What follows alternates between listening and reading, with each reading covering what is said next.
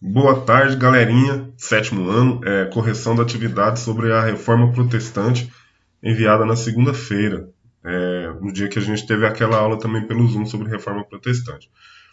Então, o tema da aula foi reformas religiosas, a cristandade fragmentada. O que significa isso?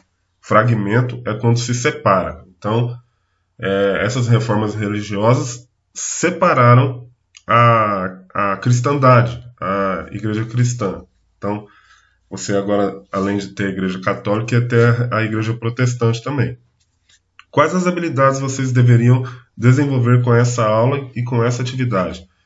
Identificar e relacionar as vinculações entre as reformas religiosas e os processos culturais e sociais do período moderno na Europa e na América. O que é vincular? Vincular é relacionar, é juntar, fazer com que as duas coisas tenham relação entre si. Então, você deveria identificar e relacionar essa reforma religiosa com esses processos de transformação cultural e social no período moderno, tanto na Europa como na América. E isso a gente vai tentar ver nas próximas aulas. Por exemplo, a questão cultural. A cultura protestante, né? O pensamento protestante é diferente do pensamento católico. Nos países que foram colonizados aqui na América por protestantes, existem, por exemplo, menos feriados do que nos países que foram colonizados pelos católicos. Porque no catolicismo existem muitos feriados para comemoração de dia de santo e tal. Na igreja protestante não tem tanto isso. E a gente vai tentar ver isso nas próximas aulas. Então, olha lá. A gente tinha um texto, né, explicando sobre a reforma protestante. Aí falava sobre a reforma implementada por Martinho Lutero, que a gente já falou na nossa aula, fala um pouquinho sobre João Calvino. Depois vem um infográfico. Eu achei esse infográfico aqui bem interessante, porque ele traz lá desde o início da igreja cristã até praticamente os dias atuais. Então, vamos dar uma olhadinha nesse infográfico aqui, vale a pena comentar ele. Você tem a igreja primitiva, a igreja fundada lá no começo, pelos apóstolos e tal. Aí vem a Igreja Católica Romana e a Igreja Ortodoxa Grega. Da Igreja Católica ocorreu a Reforma Protestante. Então surgiu a Igreja Anglicana, a Igreja Luterana e a Igreja Presbiteriana. Da Igreja Anglicana veio a Metodista, e a Batista e a Congregacional. A Luterana permaneceu do mesmo jeito, até hoje. Da Presbiteriana veio a Presbiteriana Independente, a Unida, a Congregação Cristã e, por último, a Igreja Renovada Cristã. Aí, seguindo aqui ainda da Metodista, saíram a Metodista Ortodoxa, a Evangélica do Avivamento Bíblico e a Metodista Wesleyana. Da Batista vieram a Batista Renovada, a Quadrangular, a Assembleia de Deus. Da Quadrangular veio Brasil para Cristo, Nova Vida. Da Brasil para Cristo veio a Deus é Amor. Da Nova Vida veio a Universal. Da Universal veio a Igreja Internacional da Graça e a Mundial do Poder de Deus. Voltando aqui ainda na Presbiteriana Independente. Dela veio a Pentecostal da Bíblia, a Presbiteriana Independente Renovada e a Presbiteriana Conservadora. E da Cristã Pentecostal veio a Igreja Apostólica Renascer em Cristo. Então, isso aqui mostra muito essa questão da igreja fragmentada. Então, é isso. Agora, eu queria chamar a atenção de vocês para o seguinte. Existem muitas igrejas. Então, existe uma grande diversidade de igrejas no que diz respeito ao cristianismo. O importante é que a gente consiga respeitar uns aos outros. Respeitar essa diversidade de igrejas. Para que a gente não ataque o outro. E que a gente ame apenas. Ao invés de ficar atacando e criticando o outro por conta da igreja dele. Vamos seguir. Pergunta número 1, então. A reforma protestante teve causas relacionadas a aspectos políticos, econômicos e teológicos e resultou da corrupção existente na Igreja Católica. Identifique cada um desses aspectos e preencha a tabela a seguir. Quais são os aspectos políticos para a reforma protestante? Olha só. Os reis, nobres e autoridades em geral estavam interessados em romper com o poder romper o poder secular com o religioso, romper o vínculo da autoridade com o Papa. Então, é porque assim, a Igreja Católica ela tinha também poder secular, ou seja, tinha poder para atuar interferindo dentro dos governos. Os reis e os nobres queriam romper com isso, então eles começam a apoiar essa reforma protestante.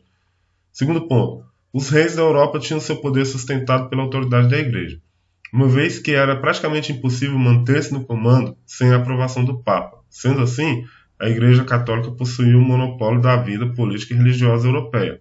Então, para você se manter no poder, você tinha que ter a aprovação do Papa.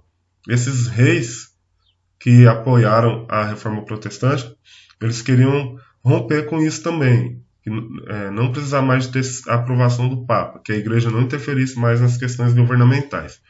Aspectos econômicos. Insatisfação muito grande com a quantidade de impostos que deveriam ser repassados para a Igreja. O pessoal já estava muito chateado porque pagava muitos impostos para a Igreja Católica. Então eles queriam romper com isso também. Segundo, detinham um imenso poder, uma vez que era dona de terras e riquezas gigantescas. Então, eles achavam também que a igreja ela era muito poderosa, muito rica e a igreja não tinha que ser dessa forma. E, por último, teológico. Eles não... Teológico vem do estudo de Deus, teologia, estudo de Deus, os aspectos doutrinários da igreja que eles não concordavam. Os protestantes não concordavam. Eles achavam que a igreja tinha muito poder acumulado, que a igreja havia se desviado dos ensinamentos de Jesus. Eles eram contra a venda de indulgências, né, que é perdão dos pecados, questionavam determinados princípios do catolicismo, e entre outros. Então, esses aqui são os quadros principais, aí, os motivos principais da reforma aí. Número 2. As indulgências eram comuns na Igreja Católica, na época.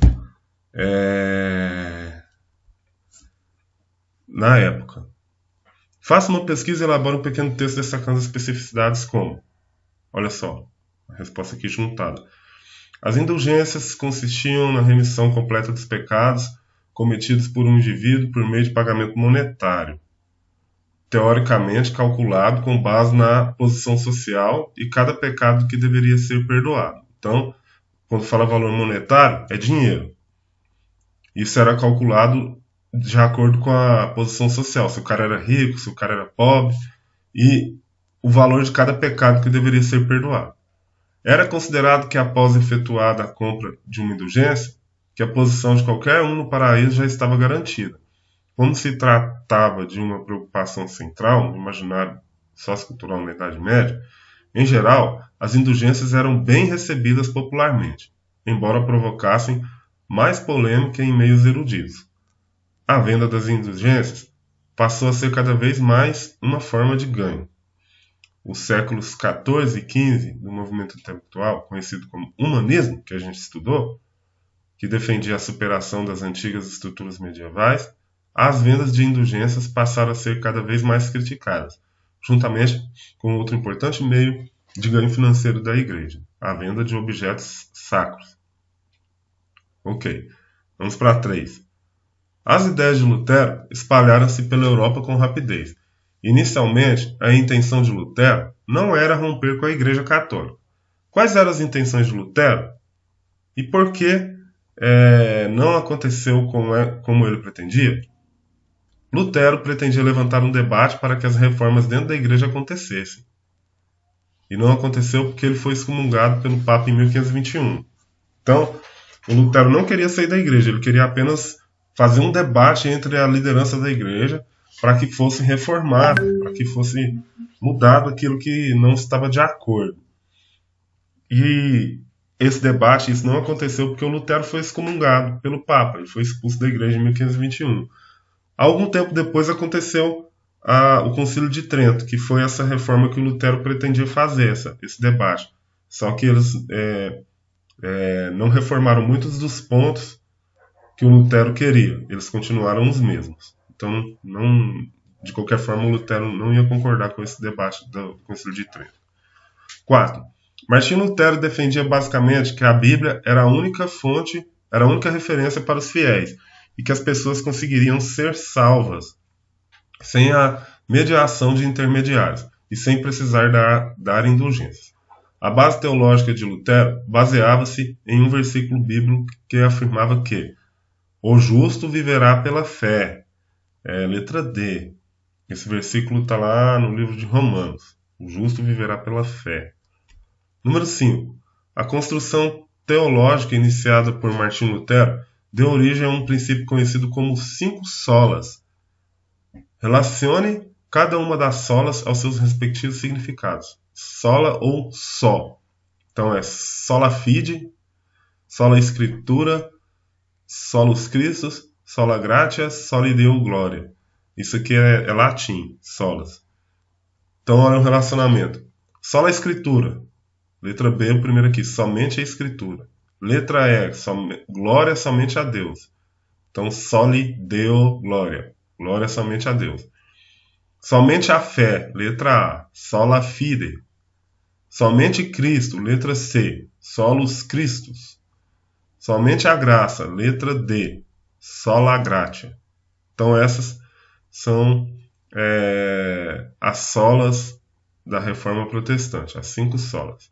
Número 6, com base no infográfico, que foi aquele que a gente viu em cima, que eu comentei, observe as denominações religiosas que surgiram a partir deste movimento, identifiquem a presença ou não de sua denominação cristã. A minha eu identifico, vou lá para mostrar para vocês. A minha é essa aqui, ó, Igreja Presbiteriana. Não sei a de vocês. Cadê? Vamos lá. Caso comunguem dessa fé. Se comungarem de outra fé, compartilhem qual? Do mesmo modo, os que não tenham religião ou se denominam ateus. A Reforma Protestante possibilitou o surgimento de novas denominações cristãs, baseadas na livre interpretação proposta por Lutero. Agora você é o reformador. Escreva 3 teses propondo novas práticas para a sua prática religiosa. Então, essa daqui era pessoal, você deveria responder, você deveria propor 3 coisas que você acha que não é legal, que deve mudar na sua igreja, na fé que você defende. Ok? Galera, então era isso. Corrija a sua aí, um forte abraço e até a próxima.